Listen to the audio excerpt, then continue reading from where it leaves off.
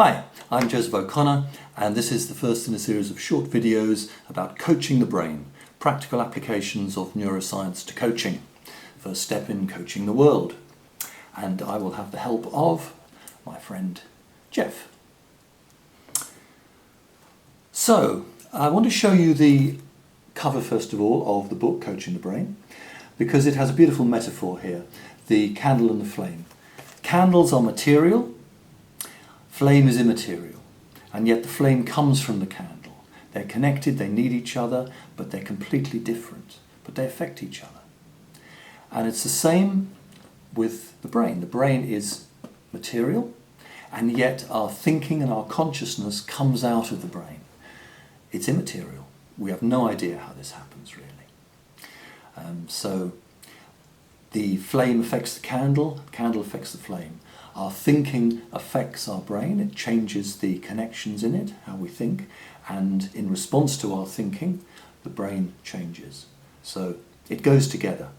We need to understand how the brain works in order to understand the way our thinking works, and indeed neuroscience is transforming our understanding of psychology and therefore of the psychology of coaching.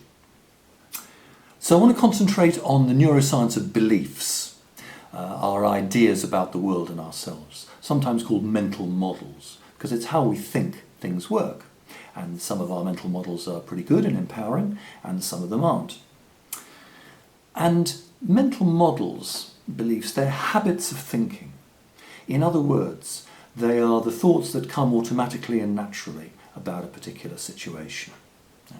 And they do that because we've repeated them. Anything we repeat, it reinforces the connections in the brain, it makes it easy and effortless for that same thought to come again. It's exactly like a physical habit. You practice tennis and you practice a stroke in a particular way because you want to make that stroke easy and effortless when it comes down to it. Now, I was, for many years, a guitarist, and I played the guitar, gave concerts, and I practiced, of course.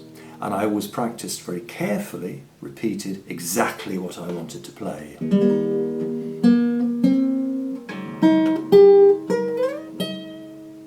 I didn't practice mistakes that I didn't want.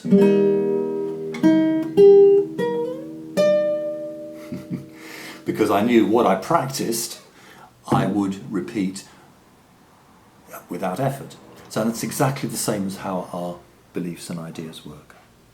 The brain will reproduce faithfully those things, those thoughts that we practice, that we reinforce, that we think over and over again. So if we think that, for example, I'm stupid, and that thought repeats, that's what gets laid down in the brain. That's what the brain will faithfully reproduce for you. It doesn't discriminate how stupid or limiting a belief is.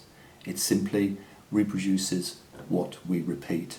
So we want to make sure that the beliefs, the mental models that we have are the best. They are accurate. They allow us to make good decisions, good actions, and make us happy. And that's what we're going to be concentrating on in this series of videos. We're also going to be doing a distance learning course about that. And I want to explore how we form these mental models, how we can change them, get good feedback about them, and what actually happens in the brain when we think like that.